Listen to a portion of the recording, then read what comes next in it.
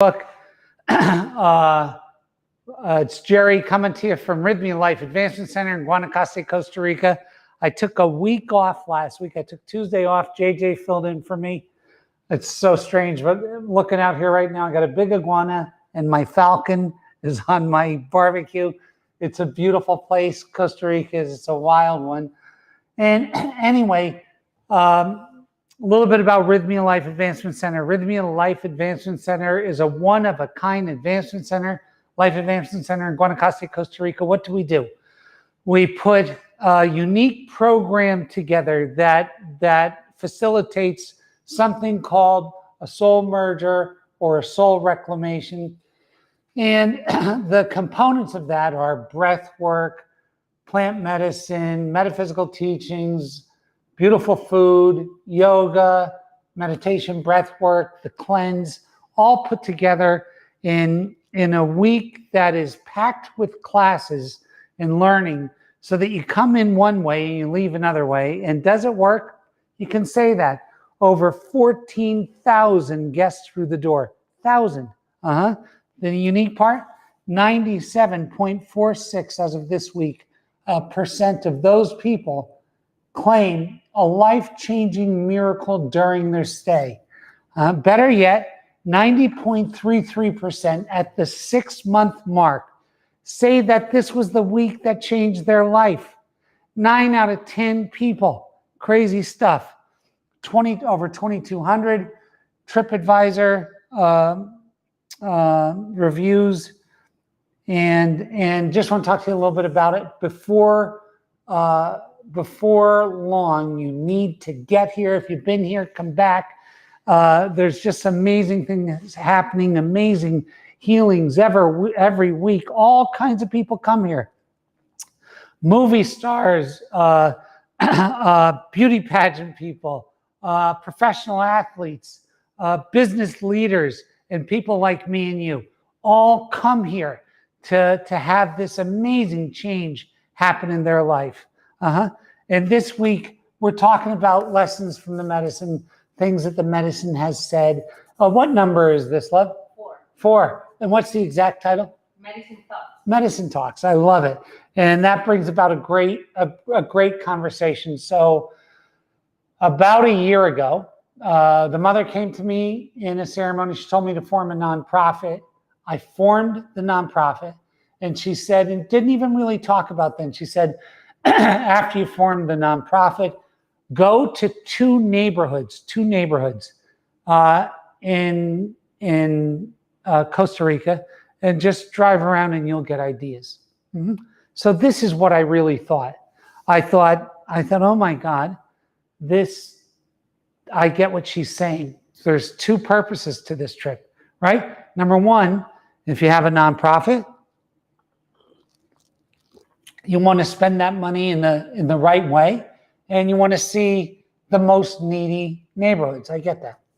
But the real reason, as explained by her, was so that, or what I assumed was so that I got an opportunity to see what kind of gratitude I should have.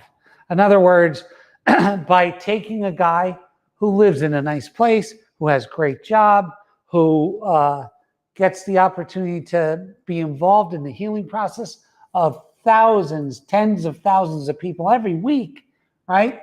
It's probably good to make sure that guy sees how lucky he is for everything that's in his life. And I thought, that's great. And it's a practice I should probably do once a year to stay attuned with my gratitude. And I really believed it. I really believe that's why she sent me there. So I was in San Jose for 9 days. San Jose, not California, Costa Rica. And I thought, hey, this is a great time because I had a medical operation. And I thought, oh my God, this is a great time to fulfill her request for me to look at these 2 neighborhoods that she named. Yeah.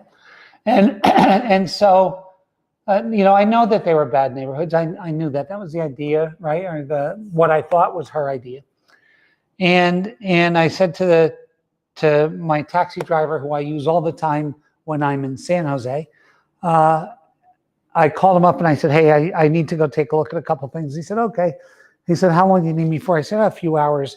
And he came over and he picked me up at the hotel. And I said to him, I said, Gerardo, take me to the first place. I said, Lomas de Pavas. And he said, no. I said, please take me to this neighborhood. He said, why? I said, it's unimportant. Just take me to the neighborhood because I want to see it. And he said, okay, you're the boss. He said, but don't get out of the car. Don't roll the window down. Don't do this. Don't do that. Don't do this. And I said, why? He said, it's in his words, muy peligroso. Very, very, very dangerous. I said, okay, So in my youth, I was always in neighborhoods like West Philadelphia, Northeast Philadelphia, downtown Philadelphia, like places that are very undesirable. I was hanging around West Philadelphia and at the time of move, so it was a real tough place. Yes. So I'm used to neighborhoods like that, and I just want to go. And so we drive in, and I immediately see a neighborhood as rough as any neighbor, as poverty-stricken, poverty-ridden as any neighborhood I've ever seen. And it gets progressively worse as you go down this hill to this river. And then the road stops and you have to walk to these places. And it's a loop. So we went around the loop and I really saw the worst of the worst. I saw every house had dirt floors, and not just a few houses, 10,000 houses, like a real barrio, a real one. But I noticed something that started to hit me. I noticed families. This was on a Sunday. Families walking in the streets and holding hands. And I watched kids playing ball and smiling and jumping around like happy. And then I saw every family like in these series of houses with tin roofs and unmatching tin roofs and no floors, sharing food. And I saw like generational families in these houses and like just being together, laughing. And I did see drugs and alcohol and all those things, but the overriding thing that I saw was this unity of community, and it choked me up. I drove out of there and I said, now I have to go to the second place, which is called La Carpio de Rica. And we started driving into this place, and this place is worse than the last place. And I just saw the same thing. And it moved me to a point that I wanted to get on the internet, because I saw these families so incredibly enmeshed and happy in this dump, in this den of danger.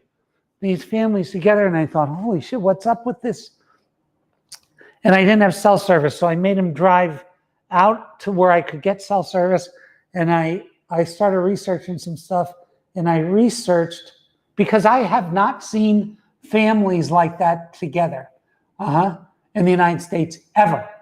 And I thought, I wonder, maybe it's because there's less divorce. I go online and I find out that there's more divorce in Costa Rica than there is in the United States. And I thought, that's not it. And I had to drive back down and take a second look. And then the next thing you know, my taxi driver, Gerardo, says that his brother lives in there. And I started just asking him questions. And this is what the lesson is. I I asked him questions. I said, well, why are all these families together if divorce is so high? He said, well, what they do is that grandparents, parents, husband, wife, and children might live in that house. They might get a divorce, but the lineage stays in that house. Maybe the wife or the husband might move to another house, or the wife might move to the other house. And in that other house, that lineage is intact. So it got so crazy to me that I had to sit there, and I sat parked at different places for over 2 hours. And I just observed. And I want to tell you what I observed. I observed one of the happiest environments I've seen, I believe, in my lifetime. Where, and there was terrible shit going on in these neighborhoods. When I say terrible shit, I think they were selling crack and there was alcoholism, but not alcoholism like in Philadelphia, and not drug abuse like in Kensington or da-da-da. It was there. And by the way, house to house to house to house, there was no crime. There's only crime for me. As a gringo or as an outsider, I would experience crime. But they don't. And the joy and the contentment and the sharing and the family of this. And I thought, you know what? Of all the attempts, because the divorce has now creeped down into this society, but nothing. I thought, a bomb can go off if there was a military in Costa Rica, which there's not. A bomb could go off, and this would survive. These neighborhoods would survive, and they would survive from love. I went in there thinking the medicine steered me there so that I could be in gratitude. And what I learned was a lesson of love. The most amazing, beautiful thing. So of all the Western concepts of toxic masculinity, toxic femininity, breakdown of the nuclear family, corporate overtaking of mental thought, dirty politics, all of these self-interested shits could hit this neighborhood and it wouldn't do a thing because love lives in that neighborhood. Love lives in that neighborhood. And I thought, oh my God, what a lesson for someone like me, that I went in there with this high and mighty attitude. Oh, this is going to teach me about gratitude. And what it really taught me is this, that community structure, family structure, and interpersonal relationships are worth more than all of the money in the West. It's worth more than all of the tea in China, all of the gold in the world. It's worth more. And the thing is, if I'm going to tell you what government can't break down a neighborhood, no government in the world can break that neighborhood. Can't. No political movement, nothing can break that neighborhood. Because even in death, it would survive. Because it has this love. And what a lesson. What an incredible lesson to learn. And so what did I do with that? Well, it rearranged how I'm looking at my own family, and it rearranged how I'm looking at the community we're building and the importance of it. Because without community and without elderly and without, like in the United States, we have a real quick habit, right, of putting our elderly away. It's the way it's done. And a family splitting up and going everywhere. And I just thought, oh my God, how lucky, not how lucky I am, how lucky they are. How wonderfully, beautifully lucky they are. And I drove out of that neighborhood feeling extremely poor. Not rich, extremely poor. But rich with a new lesson from the medicine. So what is the thing that I got out of that? I honestly am reframing how I look at my life, how I spend my time, and what is and how we build this community. Because you see, it's not only about family structure, it's about community. Do you know that when I lived in Malibu, I want to say this without lying, when I lived in Malibu and in my house on the PCH, I said hello to my neighbor 6 times in 2 years. And it was a very awkward hi and da-da-da-da. Crazy. And that's how everybody was. You would have friends, but you would not have community. There would be no community. And the same thing when I lived in Santa Monica. I barely knew anyone. And then I see this neighborhood. And that's why I was driven to build the community of the residences. And that is why she showed me that the importance of a community neighborhood structure is so important for our well-being and joy. So you can have the greatest awakening in your life. And if you're not living it when you go home, if you don't expand your family and create a community that is consistent. I'm going to tell you, when he told me one thing, he said, a lot of these people have not been out of this neighborhood in 20 years. What?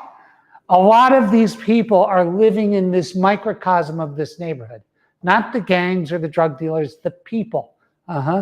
And I just found that so amazing. And I thought, she showed me this because we're building the Rythmia Residences community to show me what life could be like, what life can be like in when you're living in harmony with nature. And by the way, human beings are nature. And I got this loud and clear. I was looking in this urban mess. It looked like, honestly, corrugated plastic and corrugated tin. That's what the roofs and the walls were. And not 100, tens of thousands of them.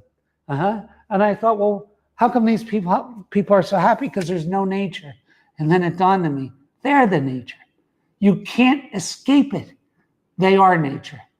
So it gave me such an insight for what's important. And I want to tell you, it got me really, really, really thinking about how to build that community in a way that's, and I thought, man, well, what if these people are living next to someone they hate for 20 years, right? That's my idea. And the truth of it is they get along incredibly well compared to our standards. They get along incredibly well. Amazing. It taught me so much.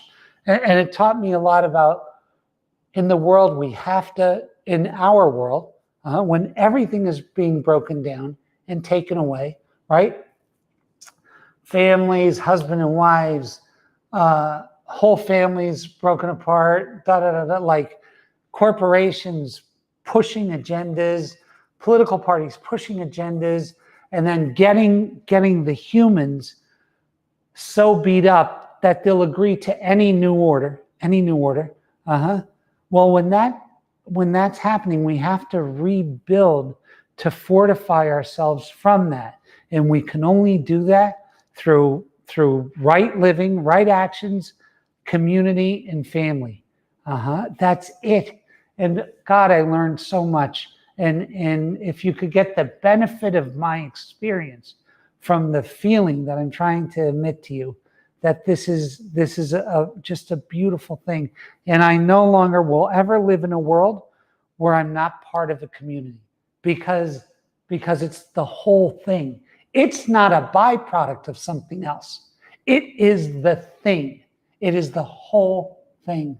And then I went back to the kids, and those kids running around joyous and happy. Those kids had no idea they were poor. None. And probably some of the best formative years of any kids I've seen. What an amazing lesson. And I just wanted to talk to you about that today because it was fresh in my heart It was just happened last week. Fresh in my heart. Just amazing stuff. So the interesting thing about the medicine is how divinely intelligent she is. And she made me chase something based on what I thought was the lesson, and immediately showed me something that was much greater. Immediately.